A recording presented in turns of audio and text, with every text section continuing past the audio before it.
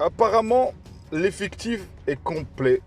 D'après Ancelotti, d'après la direction, apparemment, il n'y aura pas de recrutement cet hiver.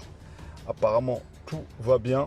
On a bien vu que, voilà, comme j'avais dit, une mise à jour s'impose concernant ce Real Madrid où on a certes gagné les premiers matchs, mais comme j'avais dit, tu ne peux pas gagner toute une saison en attendant, bonheur la chance, tu centres le ballon et on ne sait jamais qui va mettre la tête, qui va mettre le but.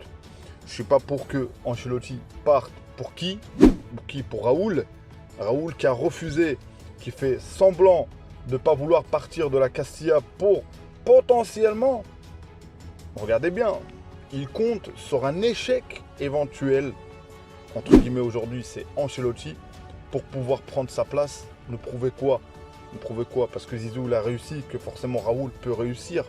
Non, ça ne se passe pas comme ça. La Solari qui a cramé sa carrière d'entraîneur.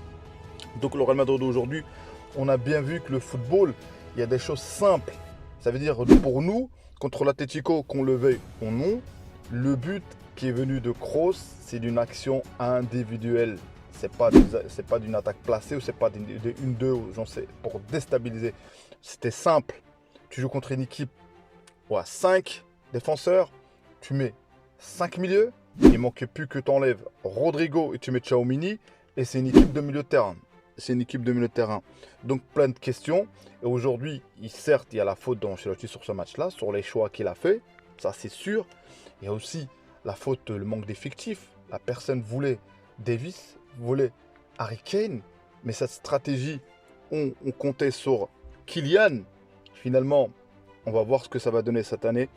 Abonnez-vous, commentez, likez, place à la vidéo. Voilà, comme j'ai dit dans l'intro, moi je ne suis pas pour que Ancelotti parte, je suis pas pour, j'aime pas ce qui se passe. Par contre, il a choisi de rester et j'ai envie de lui dire, mais pousse le bouchon où tu veux. C'est-à-dire, tu n'as rien à perdre. Soit tu peux te faire virer avec des mauvais résultats, soit tu pars avec tes convictions. Et on a bien vu, il a fait plaisir en titularisant Kroos ainsi que Modric. J'avais fait une vidéo sur ça, le choix. Moi, j'étais plus sur la tendance de mettre les gens qui sont en forme, physiquement parlant, que voilà, de faire. Mais bon, il a été conciliant. Nous, on ne sait pas ce qui se passe à l'intérieur. Nous, on a beau parler, on a beau se dire des choses. Je ne pense pas qu'il a mis par sentiment. Il pensait qu'il disait que c'est possible. Kroos, notamment, il a mis son but à lui tout seul. Mais la stratégie de Modric, on a bien vu que ça ne fonctionnait pas. On l'a essayé énormément de fois, plein de fois. Et c'est pour ça que moi, je ne suis pas le supporter où, ça y est, demain, on regagne, on dit oui, non, mais finalement, c'était un accident. Non, rien n'arrive au hasard. Et moi, je dis heureusement, je ne dis pas heureusement, tant mieux si ça nous fait corriger des choses pour la prochaine fois, pour les prochains matchs. Imaginez-vous, on serait parti encore une fois, on aurait fait j'en sais, parce qu'on a failli mettre le deuxième but, il n'y aurait pas eu le hors-jeu, soi-disant hors-jeu, on était à 2-2 sur ce match-là. Et encore une fois, on aurait poussé, et on ne peut pas tenir. Et je vous dis, si on joue comme ça, en Liga, certes, on peut gagner des matchs. On peut, comment dire, voilà, la Liga n'a plus vraiment l'intensité que ça a. Mais en Ligue des Champions, tu joues comme ça, en ayant du mal à avoir le ballon dans le dernier carré, c'est-à-dire dans la surface adverse, crois-moi que tu ne gagnes pas. Crois-moi que les signes de la défaite contre City, je les voyais. Ils jouent comme les mecs, comme des sénateurs. Tranquillou, ouais, ça va passer. À un moment donné, ça va passer. Mais ça passera pas. S'il n'y a pas d'innovation, s'il n'y a pas déjà, tu perturbes. Déjà, même, j'ai vu dans le match, tout le monde a constaté que personne ne savait où se placer. Que même Bellingham a été perturbé de toutes sortes. Alors que même lui, il a voulu en faire plus. Mais on ne peut pas lui en vouloir. Il faut revenir aux fondamentaux. Il faut trouver la solution. Il faut trouver quelque chose qui fait qu'il y ait une cohérence de la défense jusqu'à l'attaque. Aujourd'hui, la défense entre Rudiger et Alaba, je ne sais pas qui est le plus fautif là-dedans. Mais en tout cas, Alaba, c'est criant. Alaba ne peut pas jouer sur le côté latéral. Alaba. Il ne peut pas, il n'a plus la force. À moins qu'en Liga contre une équipe, mais il n'a plus la force. Et sur ce match-là, quand tu as mis 5 milieux, tu as bien vu que tu as Vasquez, quand on a parlé de Vasquez, j'ai encore une fois parlé. Vasquez, malheureusement, je l'aime bien et tout. Mais Vasquez n'a rien à faire là. Mendy, à un moment donné, il est rentré, il savait même plus le ballon, il était où, il pensait que le ballon sortait ou j'en sais quoi d'autre. Le type, il n'est plus concerné. Le type, ça y est, il a accédé à son rêve de jouer au Real Madrid. Mais le rêve de jouer au Real Madrid, c'est de écrire l'histoire. Crois-moi que peut-être c'est dur d'arriver, mais c'est plus dur de s'imposer, d'écrire l'histoire au Real Madrid. Donc voilà les messages que je pense.